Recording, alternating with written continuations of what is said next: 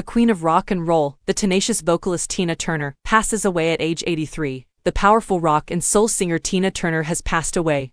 Her family confirmed in a statement. She was one of the most well-known female performers of all time, rising from modest origins and overcoming a notoriously terrible marriage. She was 83 years old. Turner passed away on Wednesday at her home in Küsnacht, Switzerland, close to Zurich. With her, the world loses a music legend and a role model, her family remarked. She charmed millions of admirers worldwide with her music and her inexhaustible zest for life, and she inspired the stars of tomorrow. We bid a close friend farewell today, leaving behind her greatest contribution to the world, her music. Our deepest sympathies are with her family. We will miss you so much, Tina. Read a message on her verified Facebook profile. Turner, a captivating live singer, and her violent and domineering husband Ike Turner enjoyed a string of R&B singles in the 1960s and early 1970s until she fled their Dallas hotel room with 36 cents. She struggled for years with her solo career before staging a stunning comeback in 1984 with her multi-platinum album Private Dancer and its No. 1 song, What's Love Got to Do With It? With her short skirts, spiky hair, and infamously long legs, Turner quickly became a global phenomenon who commanded MTV while walking across concert platforms in 3-inch heels. She was hailed as the queen of rock and roll for her musical prowess, and battered women around the world looked up to her for strength and inspiration. Every syllable resonated genuine when she sang of suffering and heartbreak in her husky, full-throated voice. She told Harvard Business Review in 2021, "For a long time I felt like I was stranded, with no way out of the toxic position I was in. But after that, I encountered numerous individuals who inspired me, and as soon as I could clearly see myself, I started to transform, making room for confidence and boldness. After several years, I was finally able to fight for my life and make a fresh start. He recognized my star potential." She was born Anna Mee Bullock in 1939 to working-class sharecroppers near Nutbush, Tennessee, a little town that became well-known because to her autobiographical song Nutbush City Limits. After her parents divorced, she spent her early years living with her grandmother. "We did not live in poverty. There was food set out for us. We simply didn't have nice items, like bicycles," Turner remarked in an Oprah Winfrey interview from 2005. "Since we attended church, we dressed up for Easter. I didn't know much else and was a really naive person. I was familiar with B.B. King, country and Western music," said Turner. "That's all there is. Before the white folks permitted us to come down and watch their television once a week, I had no idea what it was like to be a celebrity." Turner and her sister Ruby relocated to St. Louis, Missouri, to live with their mother after their grandmother passed away in the 1950s. She started going to some of the neighborhood bars in St. Louis, where she also met musician Ike Turner,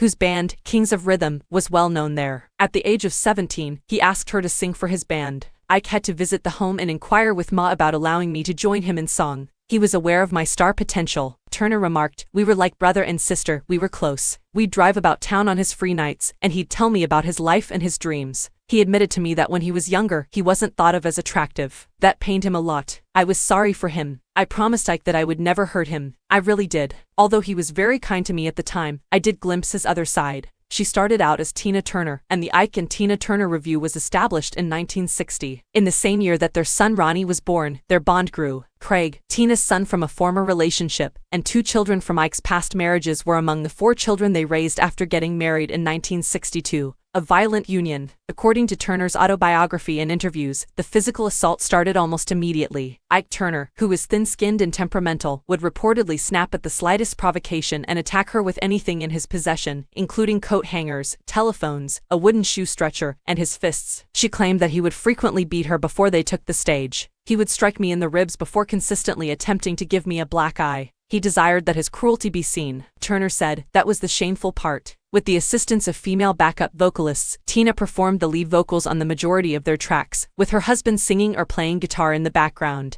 Their collaborative efforts produced a number of R&B singles, such as A Fool in Love, Nutbush City Limits, and Proud Mary, a Creedence Clearwater Revival song they covered in 1971 that peaked at No. 4 on the pop charts and earned them a Grammy. Off stage, however, their marriage remained rocky, in part due to Ike Turner's cocaine addiction. She explained to Winfrey, "One night we got into a fight in the dressing room, and when I went on stage, my face was swollen. Blood was pouring into my mouth as I sang, therefore I suppose my nose was broken. I may have previously hid by wearing cosmetics, but swelling cannot be concealed." She stayed with Ike Turner for more than 10 years because she was afraid of his rage and swore she wouldn't leave him like other people had. But when they traveled to Dallas for a gig in July 1976, things reached a breaking point. After an aircraft ride, Turner claimed in her book, her husband started striking her as they were driving to their hotel. She snuck out of their room when he was sleeping with just a mobile credit card and 36 cents, or a quarter, a dime, and a penny. She ran across a busy highway and into a motel, where a sympathetic clerk gave her a room after seeing her injured face. She then made a call to a lawyer she knew, who set up a pickup and flight back to Los Angeles for her with a buddy. My heart was in my ears as soon as my jet touched down in California. Ike had previously tracked me down on a bus after I'd gone, so I was worried he'd be there, she said Oprah. So I ran like crazy when I got off the plane. If he's here, I'm going to yell for the cops, I told myself. I kept repeating in my brain, I'll die before I go back. Her ascension to popularity on a global scale. Turner had already been introduced to Buddhism and chanting by a friend by that time, which she attributes with giving her the courage to leave her marriage. Turner, a raised Baptist, embraced Buddhism wholeheartedly in her middle age and claims that its teachings profoundly altered her life. According to her interview with Harvard Business Review, I came to understand that any achievement stems from inner change. The more I learned about Buddhist teachings, the more I looked inside of myself and got rid of any attitudes or routines that were impeding me. In 1978, she and Ike officially divorced following a protracted court fight. She claimed in her book that while she took care of their 4 sons,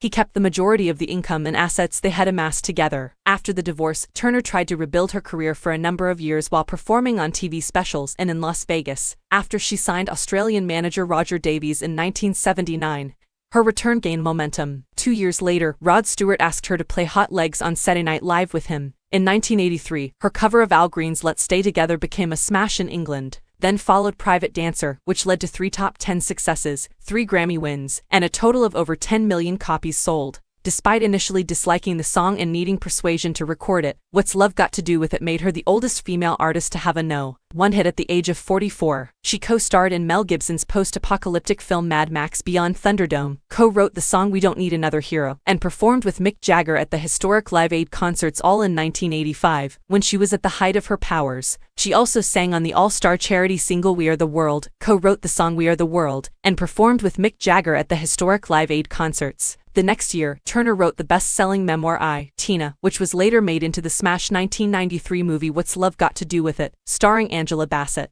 In it, Turner detailed her abusive marriage and early career. Through the late 1980s and early 1990s, Turner continued to release successful albums, singles, and sell-out concerts. He also maintained his popularity as a live performer well into the new millennium, particularly in England. In the 1990s, Turner relocated to Switzerland with her German partner Erwin Bach, a record label executive, 16 years less than her. After 27 years of dating, the couple was married in 2013, and in 2022 they purchased a $76 million mansion on Lake Zurich. I pay taxes in this country, she said to CNN's Larry King in 1997. My family is here. I left America since my boyfriend and my success were both in foreign countries. My music has received a lot of support from Europe. The Rock and Roll Hall of Fame inducted Ike and Tina Turner in 1991, and she was inducted as a solo artist in 2021. In 2018, Tina, a Broadway musical based on her life story, debuted. Turner was predeceased by her 2 sons, Craig, who passed away in 2018, and Ronnie, who passed away in 2022. In 2021, she admitted on NBC's Today Show, "Some of the happiest moments in my life were the birth of my beautiful baby boys, Craig and Ronnie, and marrying my partner and soulmate, Erwin Bach." She claimed that her favorite times as a professional were when she was on stage. She told NBC that one of her early career ambitions was to become the first Black woman to sell out stadiums all around the world.